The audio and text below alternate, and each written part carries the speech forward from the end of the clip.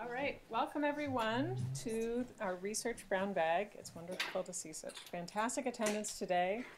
I'm really pleased to introduce Dr. Malcom Potts. He's a professor emeritus here and has had a long, illustrious career in the field of family planning and is now having some musings on the later part of life that he's going to share with us, and I'm very much looking forward to it, and I hope you all enjoy it as well. So, Malcom, thank you. Well, thank you for coming. I think we've had courses in the past about sort of death and dying, because it's obviously a significant part of public health. But I'm not sure anybody's ever asked before, why do we die and why do we have different lifespans? Last month, I went to the funeral of my brother-in-law by marriage, who was a general in the army, but he was a pediatrician. I don't think he ever shot anybody, but he looked after a lot of army things. So he was a general, and he was buried with these 6 fabulous, totally black, wonderful horses pulling the coffin, and then there was a horse behind that was riderless, symbolizing the person who died, and there were bands, and there were cannons firing, and all sorts of things. And most cultures do have rituals after death, sometimes after a month, sometimes very quickly, sometimes after a year. And I will be talking a bit of what I think is in our DNA when you suddenly lose a loved one. Just very quickly, there's still an ongoing debate, and I don't really know what the answer is, about how much of the total expenditures in healthcare are spent in the last few years of life or in the last 1 year of life, and whether this is something we should worry about because perhaps we could spend that money better earlier in life, or whether it's simply a symptom of the fact that people with chronic conditions tend to need more and more care. I'll be talking about the death of my wife, Marcia, who died very soon after I came here. And we had some heroic operations in the last 2 years of life, which, looking back on it, I think would have been better not to have occurred from her point of view and from the strain on the health system. But you're always optimistic. You always assume if somebody is very ill that the operation is going to work, and I'll return to that. So why do we die? Well, all unicellular animals, from bacteria to amoeba, are potentially immortal until they use up the resources in their environment. But all sexually reproducing animals are mortal. And I think there's people in this room who know a lot more about cell division and its relationship to malignancy than I do.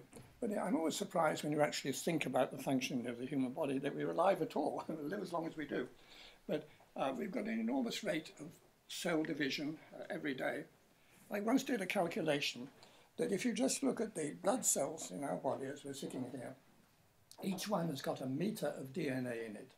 Supposing we could tie that DNA together to make a very long piece of string, we could actually go around the world in the shuttle, in the, what do we call that silly lab in the sky, stringing out DNA behind us. And that's something of the rate at which changes, and it's not surprising, a lot of those, that every so often a small number of those changes make mistakes.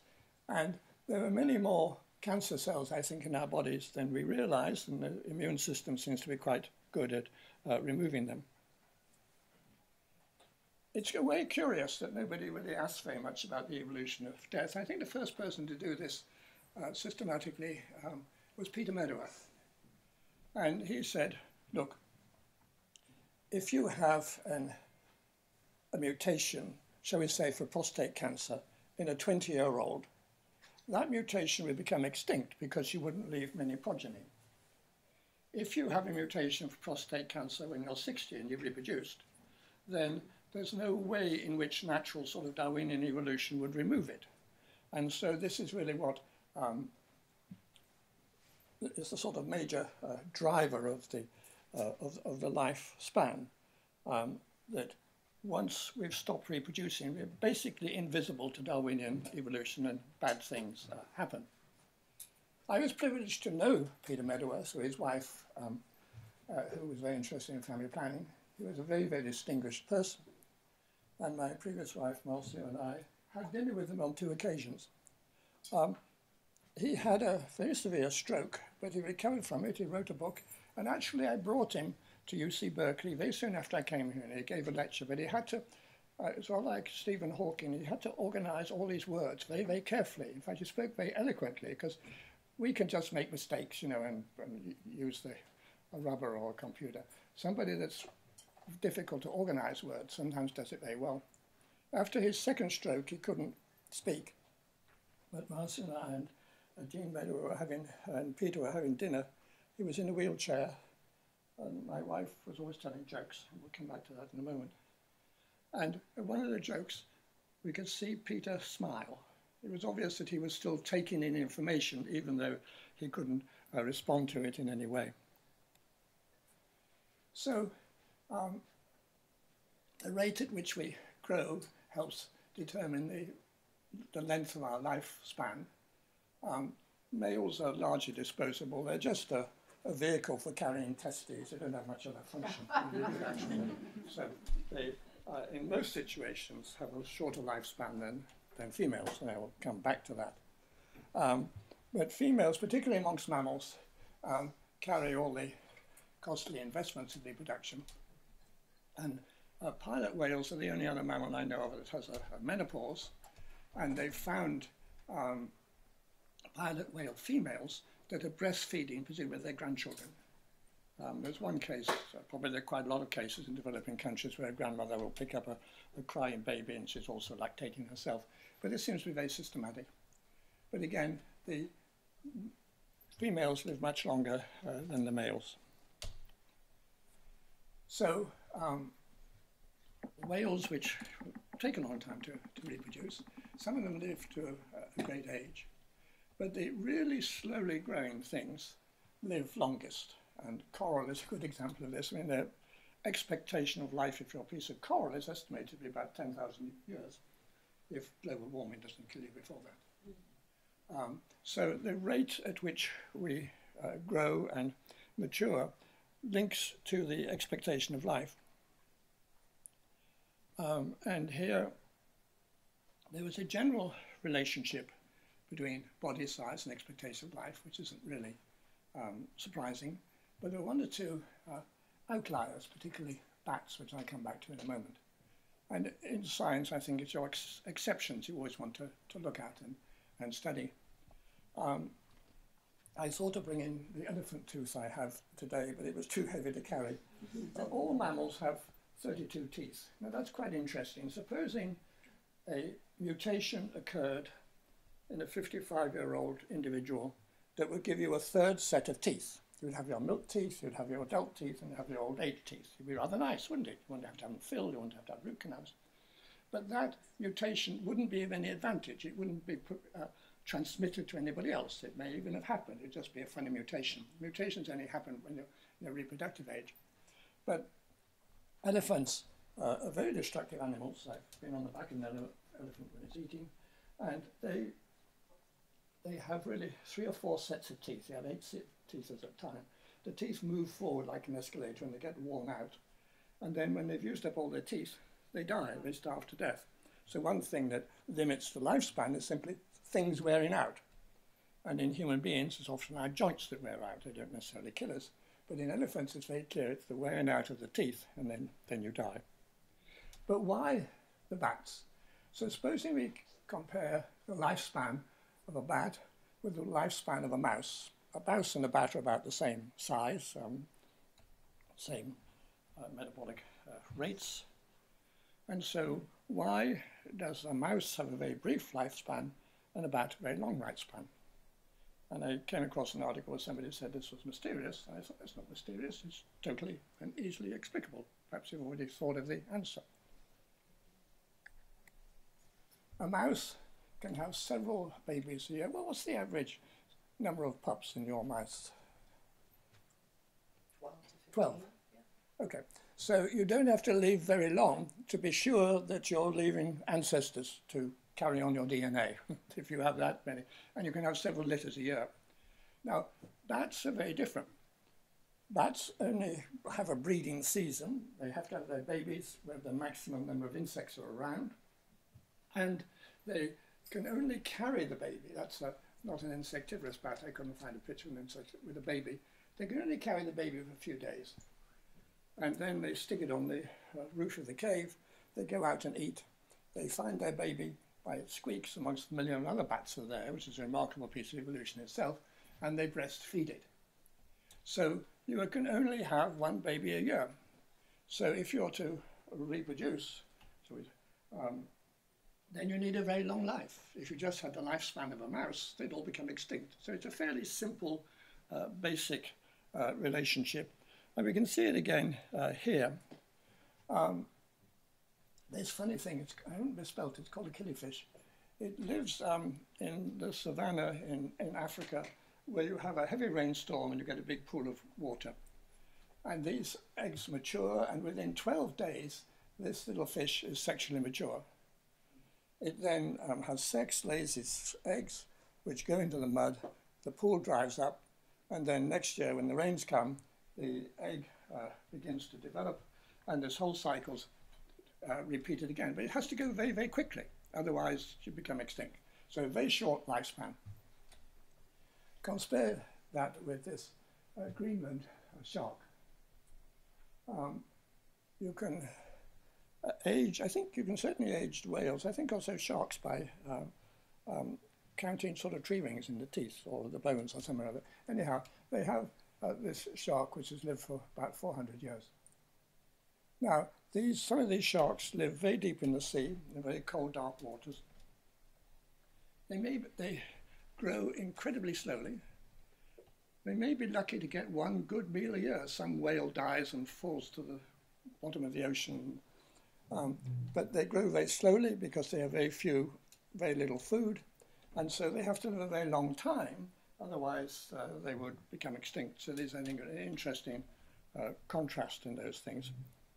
So what about ourselves? First of all, this little animal, the weasel or stoat, is an example of an animal that's going to breed very quickly. It's a carnivore. Most carnivores have quite large litters. But it has a little burrow, and the mother delivers several pups, probably 6 or 8. And while they're breastfeeding, a male comes into the burrow and he inseminates the mother, and he screws the babies that are still breastfeeding. It's the ultimate paedophilia. He has sex with breastfeeding pups. Now, like many carnivores, weasels, the egg gets fertilized, but then it remains unimplanted in the uterus. And it's only later in the same year, when the babies are now sexually mature, that the egg implants and the whole process of reproduction starts over again. In human beings, I have good friends who studied the life course of people in the highlands of New Guinea, and they said the girls didn't menstruate on average until they were 18 years old. I said, that's crazy. You know, how do they know how old they are? There's no register or anything.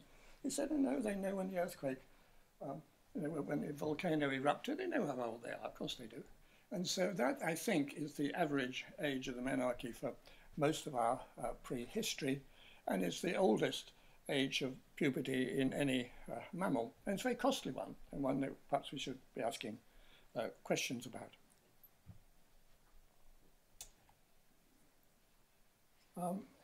So this is the lifespan of Homo sapiens at 2 different times in history. We have, this is my up-to-date technology. Contemporary expectation of life for females and of males, and then in 1990, and you can see exactly the same pattern in 1780. It's very, very consistent that females live longer than males, again, because males are disposable and not doing anything useful. The older females, and we've had wonderful research in this School of Public Health on this, do invest a lot in their grandchildren, particularly if in the right place. And I invest in my grandchildren, but not to the extent that I think their mother does. Just a little sideline, a little factoid about if you're castrated, then not only does life seem to be longer, it is longer. And this is a very interesting data set of men with intact testes and castrated men. Now, this actually comes from a very, very sad episode in the history of the United States. In the 1920s, there were actually laws which required the castration of people who were perceived to be in some ways villains of some sort. And so this is actually data based on people within the same sort of living environment. And it's quite a big difference of age. So if you want to live longer, and the earlier you get castrated, the bigger the effect. It's too late for me, too late for the other men in the room. There's nothing I can promise you.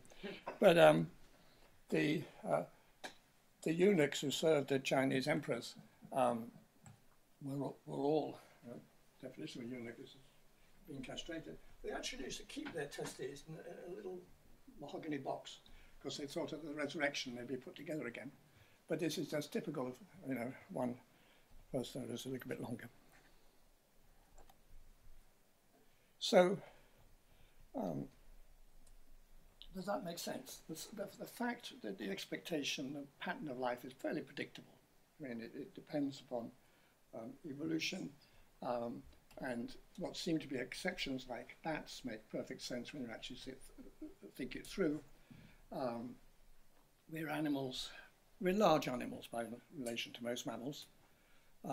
We reproduce rather slowly, this very late puberty, and then again in the highlands of New Guinea, people are having 4 to 6 children, half of which die before they can reproduce, separated by long intervals of lactation amenorrhea.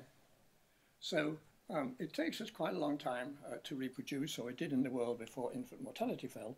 So our lifespan makes sense, and I think the reason that males die before females on average also is explicable. And I think understanding something is power. There are people who seem to be worried by death. Within a high degree of statistical confidence, I can say everybody in this room is going to die. I don't think we should be obsessed by our death. I'm usually the oldest person in the room, and I think I am today. My expectation of life, according to the actuaries, is 8 or 9 years. I've probably got a 5% chance of dying each year. And in all honesty, it doesn't sort of worry me. I think I'm incredibly lucky for the life I've had. I'm lucky to live where I am. I'm lucky to have friends like this. We all know we're going to die. It's not something that worries me. And when I was diagnosed with prostate cancer, the classic iconic example of a mutation that is eliminated in young reproductive age and common in old age, I honestly never lost a night's sleep saying, oh dear, I've got cancer, what a terrible thing. I thought, first of all, it's totally explicable. Secondly, I'm incredibly lucky to be looked after by Kaiser, and my prostate antigens are very low now, so it seems as if I was zapped successfully. But I think if you have knowledge, it should make you thoughtful and not afraid.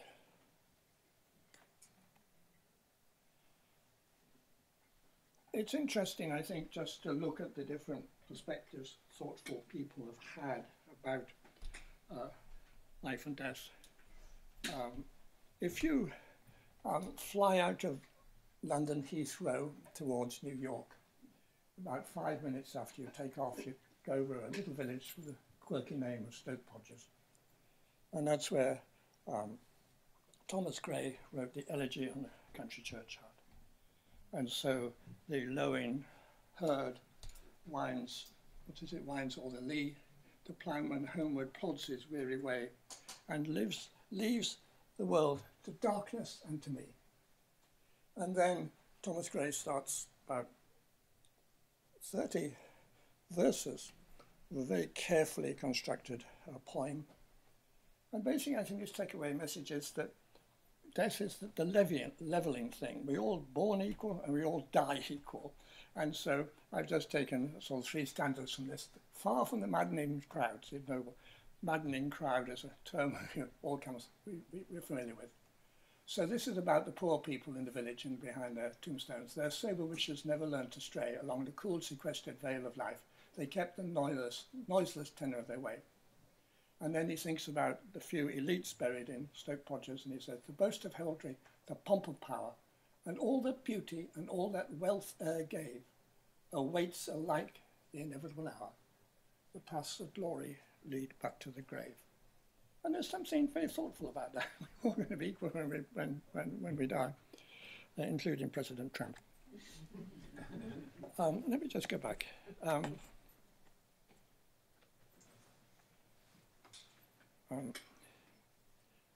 want to talk about the death of my previous wife, because I learned a lot in that process.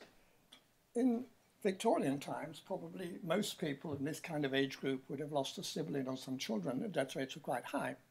We now live in a world where most of you are what, if you forgive the term, I call grief virgins. You haven't necessarily lost a loved one, you haven't necessarily lost a sibling.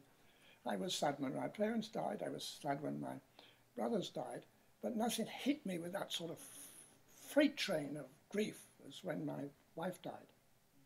And so let me tell you about Marcia. She had a disease called multiple neurofibromatosis, or the elephant man's disease, von Reichenhausen's disease. And that can either manifest itself in numerous benign tumours on the outside of the body. And at the very point, there was a film and a play and a book about this man with these terrible tumours who was a sort of circus freak, and how inside that man was a very sensitive person. All of Marcia's tumours were inside, on her spinal cord and on her brain. Oddly, I had got the neurology prize at University College Hospital for writing an essay about multiple neurofibromatosis. So when a member of my staff in North Carolina joined, and she was regarded as a handicapped person. If you run a big organization, I'm not being cynical about this, I mean, you do keep count of people who are handicapped. First of all, you want to help them. And secondly, you know, the government things like to know how many handicapped people there are. And so I went to see Marcia, and we joked a bit. And quite quickly, we both fell in love. She was a remarkably talented person and a fantastic linguist. She was a simultaneous Spanish-English translator at such a stature that, and she worked in the Peace Corps in Colombia, that when President Kennedy came to meet the President of Colombia, she was the person that translated for Kennedy, who ran his hand up and down her leg, which is always rather funny. But on our honeymoon, I noticed that her breathing was very sort of strained at night. It was like, and I know how to do a tracheotomy, but I don't want to do a tracheotomy on a bride. So on the way back, we went to the emergency room. We met a doctor, a born-again Christian ENT person called Dr. Wickham. And he put his little mirror in, and he said, Mrs. Potts, your vocal cords are almost totally paralyzed. You must have a tumor on the vagus nerve that's killed about 90% of the nerves. When you're awake, you can talk and sing. It sounds quite good. At night, the vocal cords fall together, and you could suffocate. So you're going to come into intensive care, and tomorrow we're going to do a tracheotomy. So intensive care, you know, is road accidents and kidney transplants. And there's Marcia walking around who said, I want to go home. I want to get my clean nightdress and have a pizza. There's no form to discharge yourself from emergency care, but she did that. The next day, she woke up and had this operation. And Dr. Wick was a very, very gentle person. And if I may do this, he came to the end of the bed and he said, Mrs. Potts, how are you feeling? This was about 20 minutes after having a tracheotomy put in. She said, well, Dr. Wicker, could you make the hole a bit bigger? He said, what do you mean? She said, then I could make a film called Deep Throats. Now, how, when you've really, you know, you've just got married, you've now got a tracheotomy which you didn't expect, how can your brain come up with these kind of jokes and this sort of positive response and want to make everybody laugh? So later on, she had many operations, including a ventricular shunt, which is because she had tumours that were interfering with the flow of cerebrospinal fluid, giving her what she called nuclear headaches. And you put a tube into the ventricles, find a part of the brain you don't know what it does, put a tube in, slot it down into the skin and put it in the abdomen. So she says, what, oh, and then, just let me,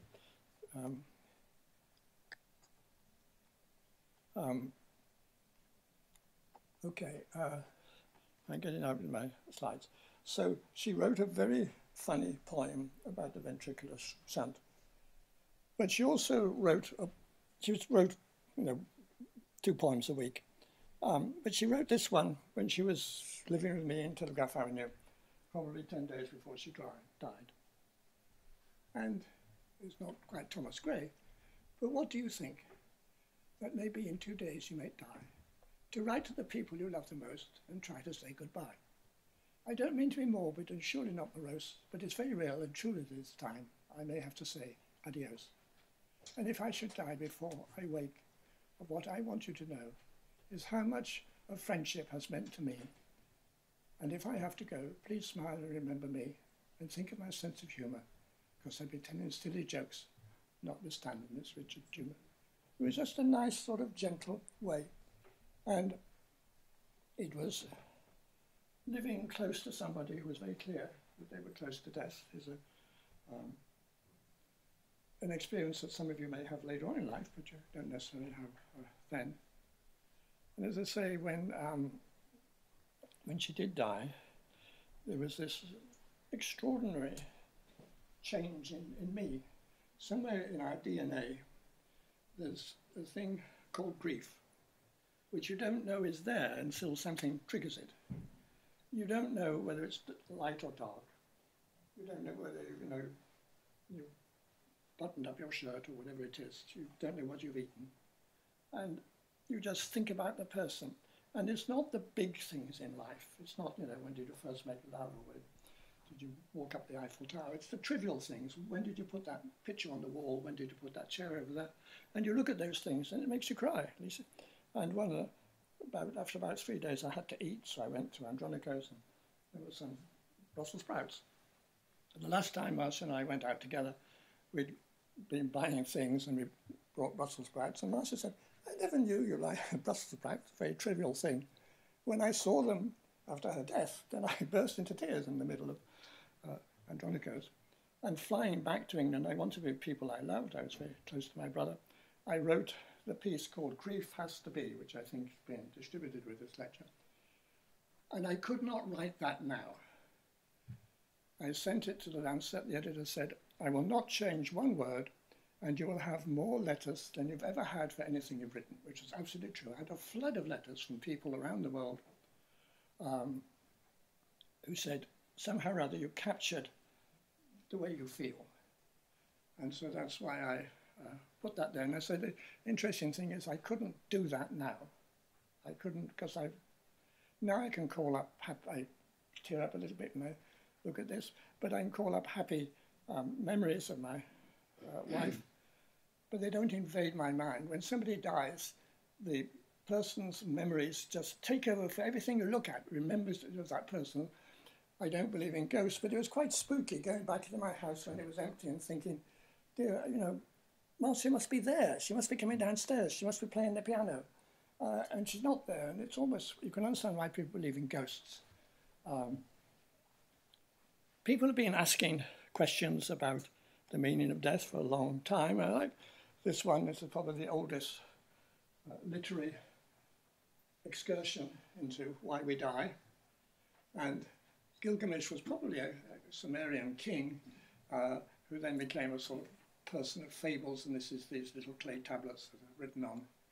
But he wants to be immortal, like some powerful people do, and he doesn't really know why. And his friends say, you're bored with life.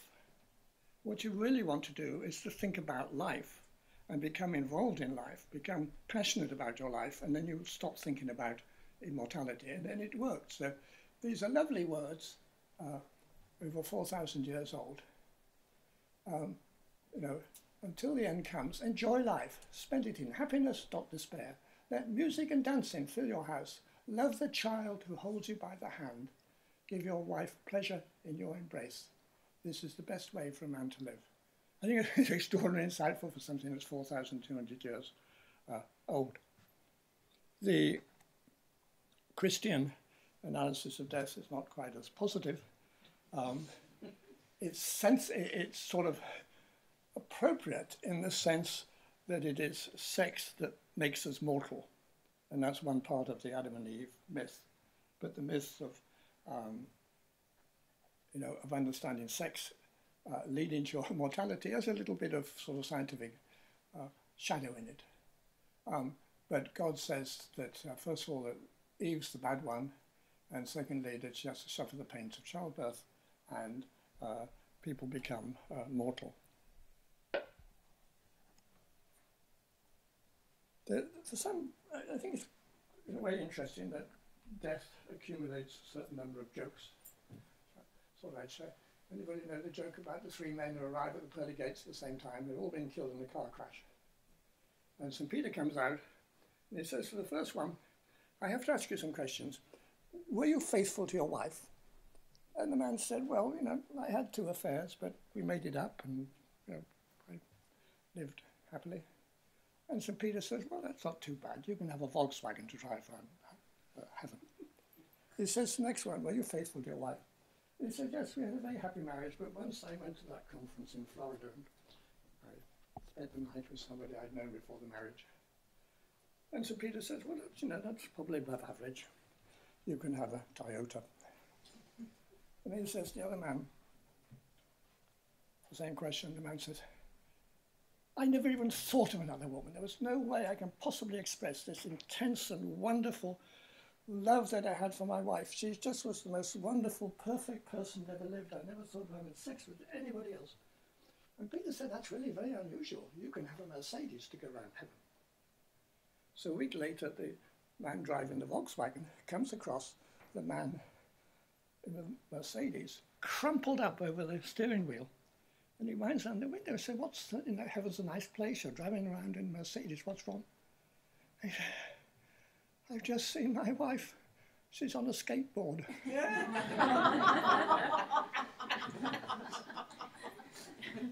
The 3 nuns arrived at the pearly gates at the same time. So Peter says, I have to ask some questions. So he says to the first nun, what was the name of Jesus' mother? She says Mary, and the bells ring and the gates open. So the second one, how many commandments did Moses bring out of Mount Sinai? She says 10, and the bells ring and the gates open. And the third nun says, with great respect, St. Peter, we've been nuns, we've been on our knees for years and years and years, and these questions seem almost kind of insulting. So St. Peter scratches his head, and he says, what is the first thing that Eve said when she saw Adam? She said, I know the Bible, there's no words there. She says, that's a hard one. And the bells open, the gates ring.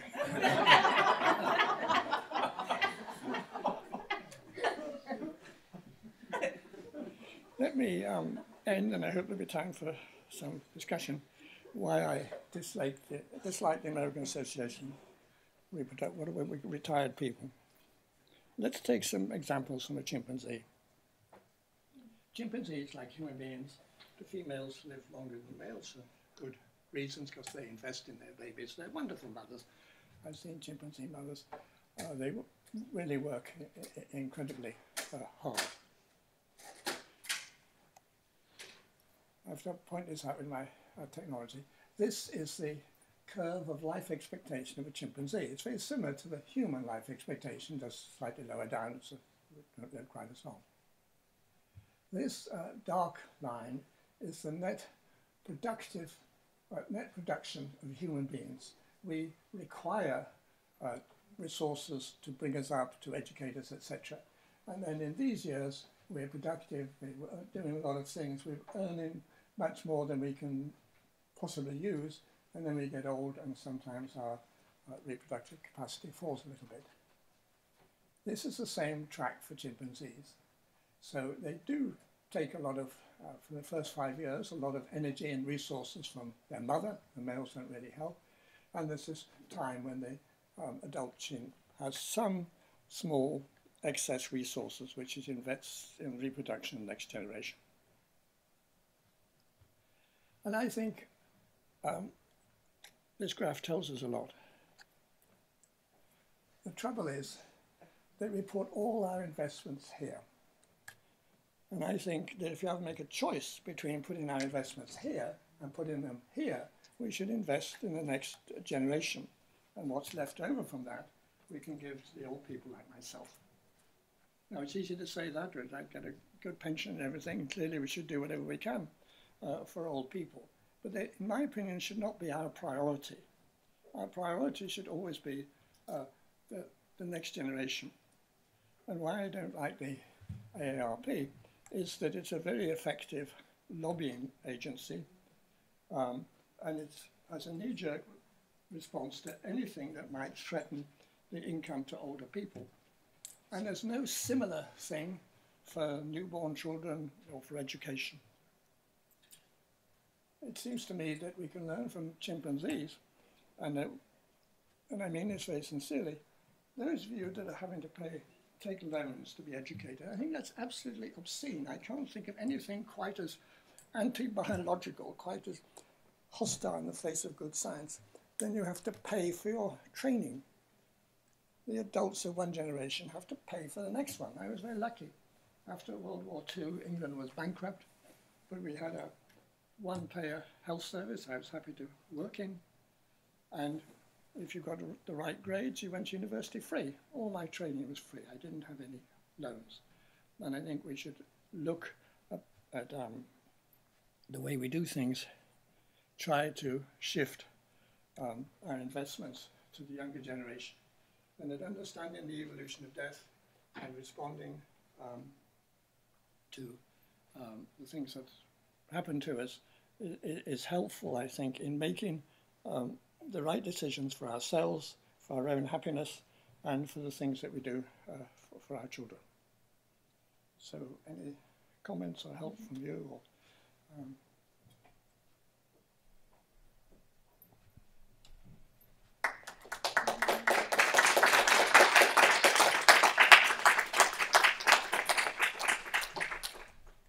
just looking for, how am I doing this? Oops. Oh, no, I made it. Somehow I made it disappear. Too late. I was looking for the slightly vulgar point that Marcia wrote about the ventricular shunt. Anyhow. Yeah. Yes. So you spoke a lot about grief.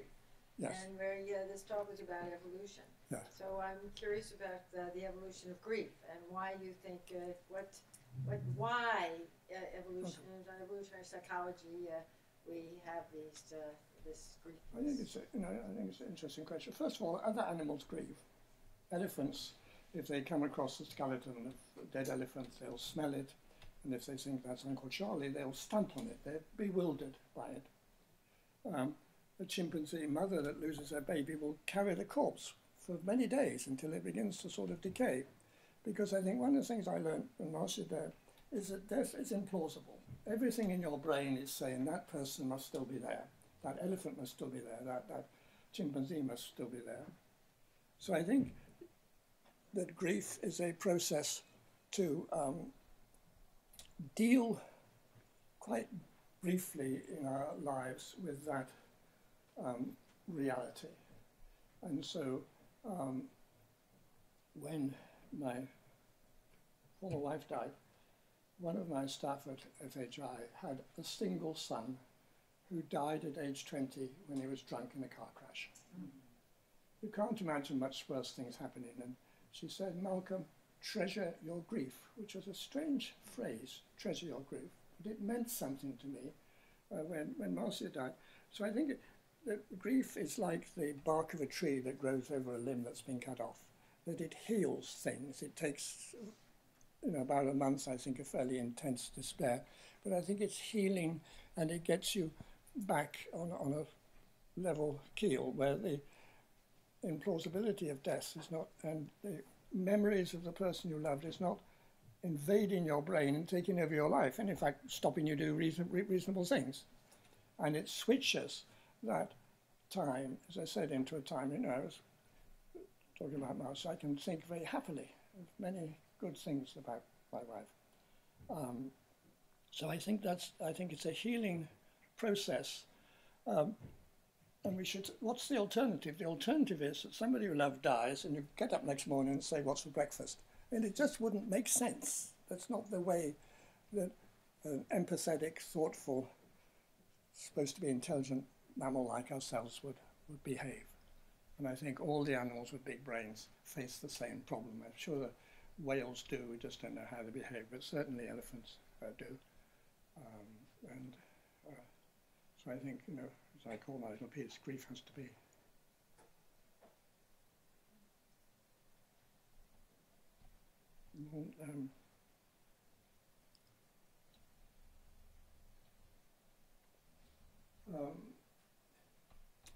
Do you think in the School of Public Health we should do more about the life course and about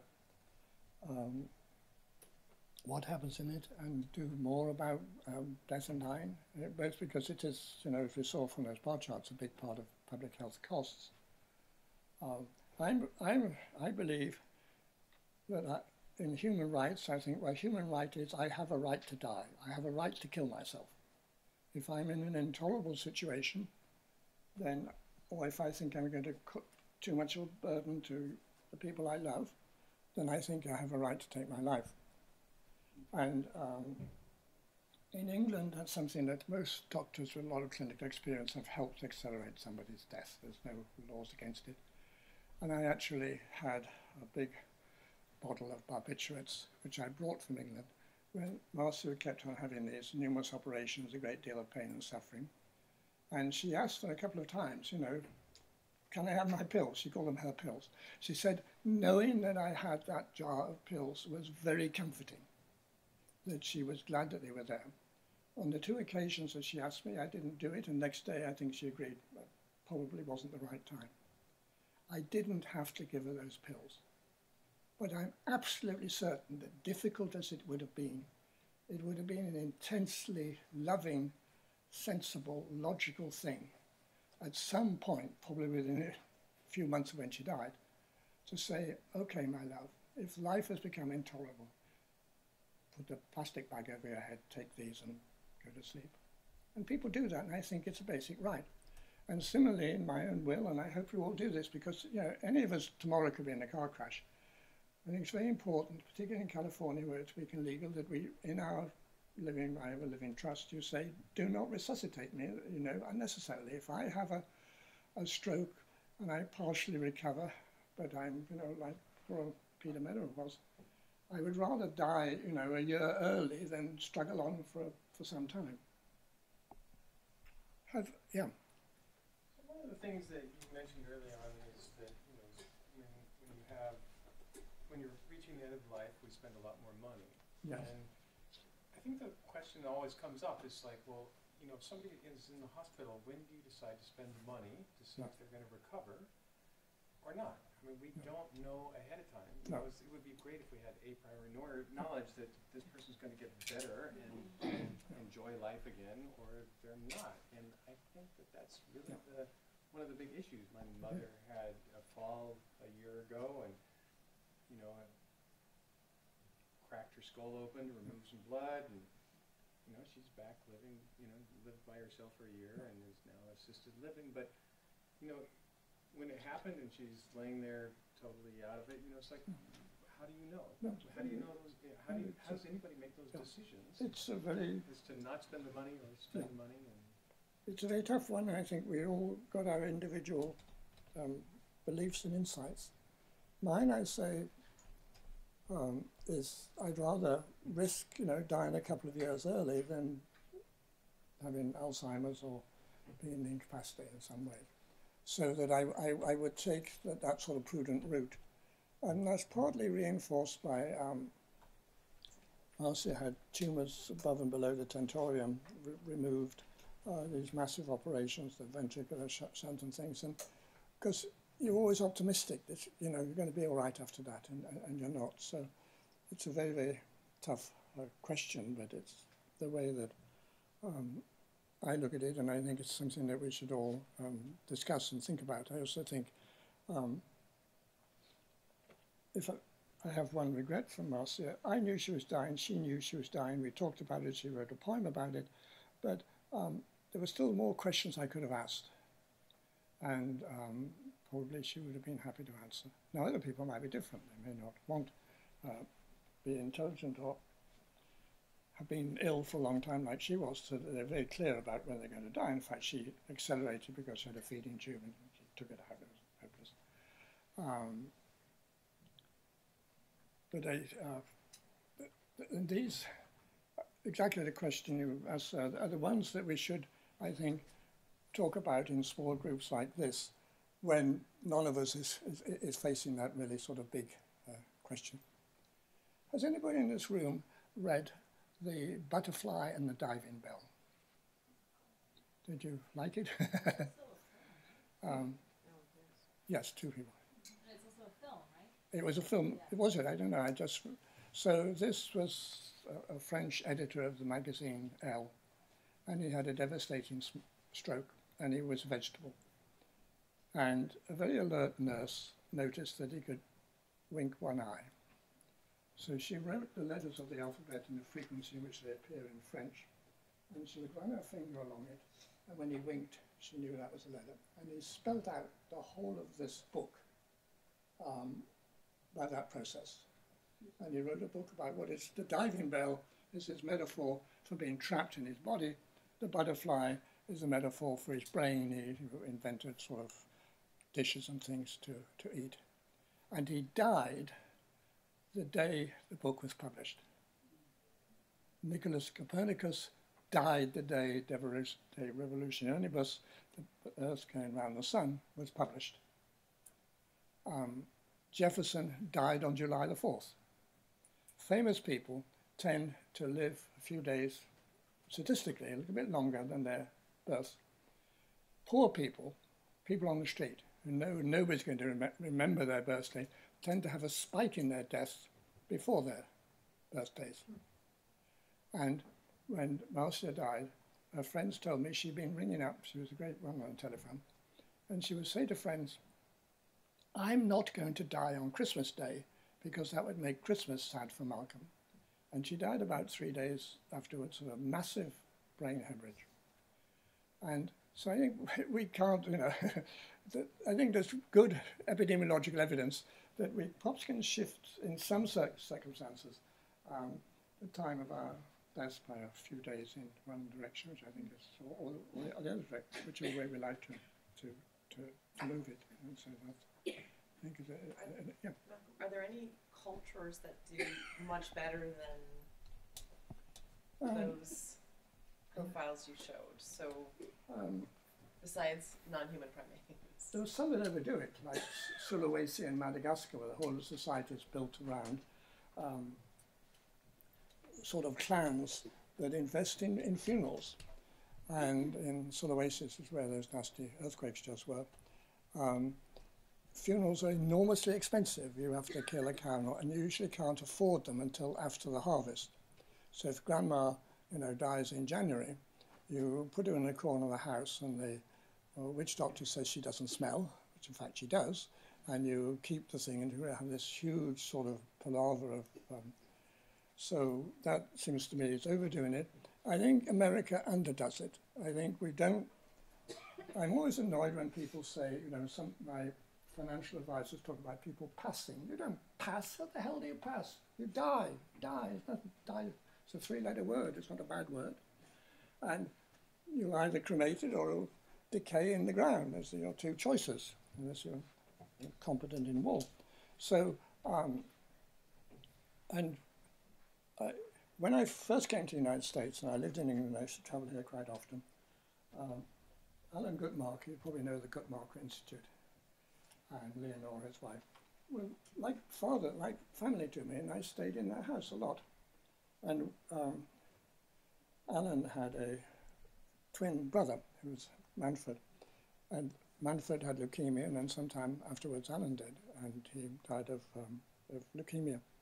He was a very, very, probably the most famous gynecologist of his generation, being president of Planned Parenthood, invited to the White House and things like that. And Leonore told me when he died, all the doctors ran away, as if they were ashamed, as if there was some kind of disaster that somebody had died. I mean, and I think we have to realize that for most of human history, the prime activity, I think, of physicians was to comfort the dying. There weren't many things we could do to keep the ill alive, but at least we knew how to comfort the dying. And I learned a lot from Nap Hosang, I think many of you know. When my wife died, Nap was in the room. It was 9 o'clock in the morning. He'd come to see how he knew she was very ill. And she had this massive brain hemorrhage and her pupils were dilated. And Nap was the perfect doctor. First of all, he slowed everything down. If the person who loves just died, your brain's not going to go very quickly. It's sort of gummed up. It's not really way. And then also when somebody dies, there's quite a lot of housekeeping, you know? And so there's people to phone up how you're going to dispose of the corpse. And the one mistake I made was not to think quickly enough, you know, could our organs be harvested? We both wanted that to happen, but it was about 18 hours before I thought of that, and the electrolytes were all in the wrong place.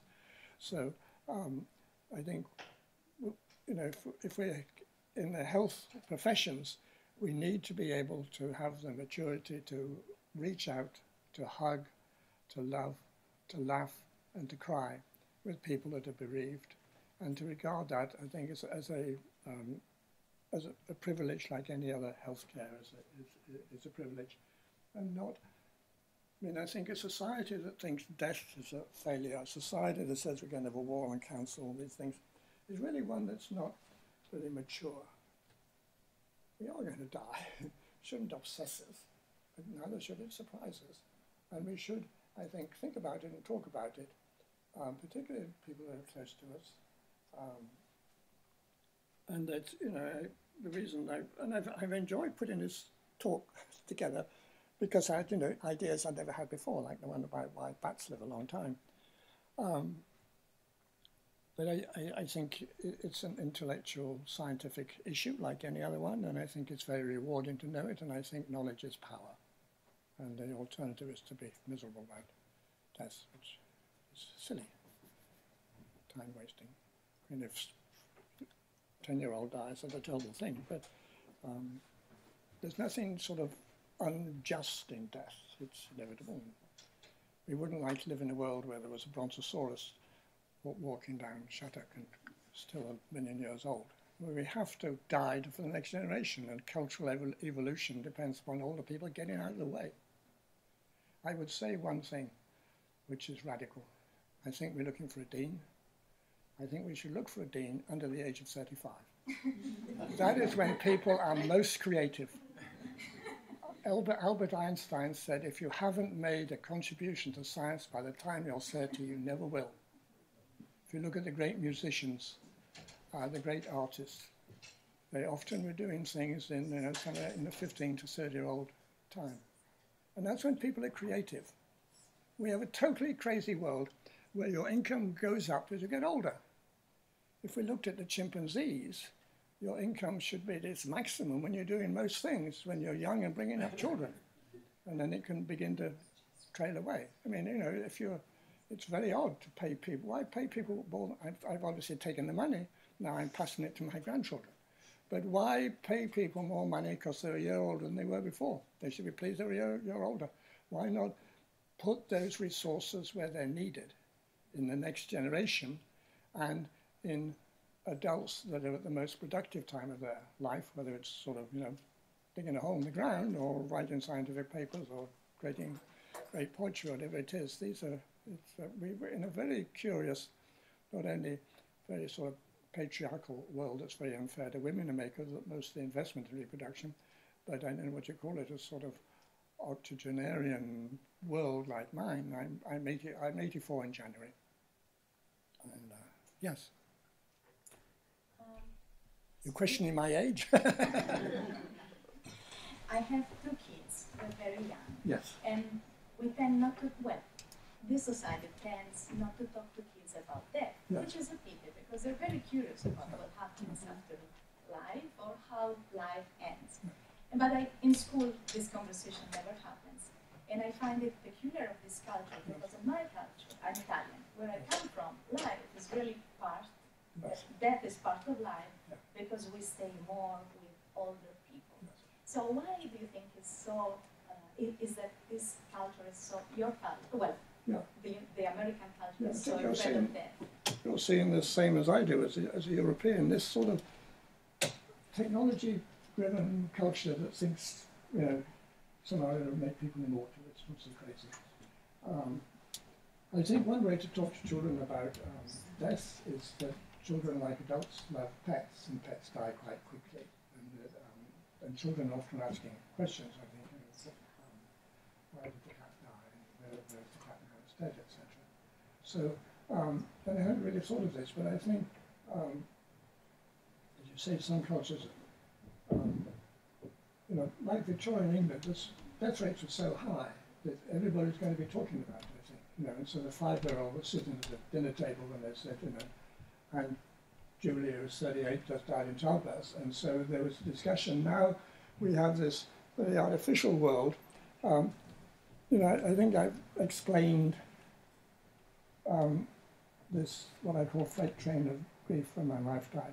How many people in this room have had a similar experience with a sibling or somebody they loved, not just your parents? Yeah. So it's a minority. And the rest of you, you know, I think need to think about that.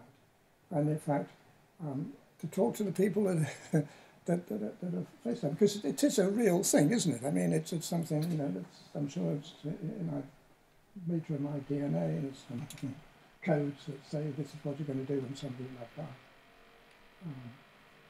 So yes. I was going to say, I think one of the issues in this country is that death is seen as a failure. Yeah. It's a failure of the medical system, and that's certainly what you learn in medical school. It's a failure of decisions the person made, and so that makes it much harder to accept that, no, it's not a failure, it's, we all die. Yes. I think that's very true, and that's why I wanted to sort of talk about the evolution of death. I mean, it's totally explicable, like our circulation, our blood's explicable. So once we accept that, I think it's much easier to deal with it, and so it's not a failure. I mean, clearly, if you're made in a state, you know, with a diabetic at 30 years old, then you've got to live with that guilt that you made a big mistake. But most people, most physicians are doing their best to keep people alive. When they die, it's the longer possible to do. And that's not a failure. And you don't have to be ashamed and hide in a corner like Alan Guttmacher's people do. Just to end with, this is a non-death joke, but it's a very true one about Alan Guttmacher. Alan was an identical twin. So much so that they actually have a language that identical twins sometimes have. They were both sort of quite sportsmen, and once Alan was sitting in the changing room talking to his brother, and he said, "Why the hell aren't you talking back to me, Manfred?" And he realised he was talking to his shadow, his mirror image. And on his wedding day, his wife Leonora rushed up and hugged her, Alan's twin. So Manfred was sitting with his wife in a restaurant in Paris once. Manfred had a son called Alan, who was very senior in LAH, and he told me this funny story. So his father and his mother were in this restaurant, and somebody came in and said, "Oh, Alan, how wonderful it is to see you." He said, "No, I'm not Alan, Manfred." He said, "No, you're Alan," and really got quite angry. And eventually Manfred said, "Look, if I was Alan, the lady sitting next to me would be Leonora, wouldn't she?" And the man said, "I won't tell anybody."